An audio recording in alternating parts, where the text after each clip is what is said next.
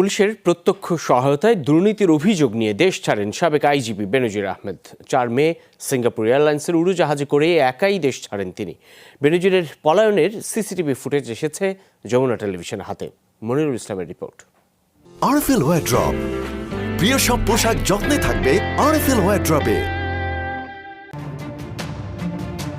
4 মে রাত 11:40 শাহজালাল আন্তর্জাতিক বিমানবন্দরের সিসিটিভি ফুটেজে দেখা যায় দুর্নীতির দায়ে অভিযুক্ত সাবেক আইজিপি বেনজির আহমেদ সিঙ্গাপুর এয়ারলাইন্সে ওঠার জন্য শেষ সিকিউরিটি চেকের জন্য যাচ্ছেন। তার পরনে সোনালী রঙের একটি হাফ শার্ট এবং ছাই রঙের প্যান্ট এবং কালো শু।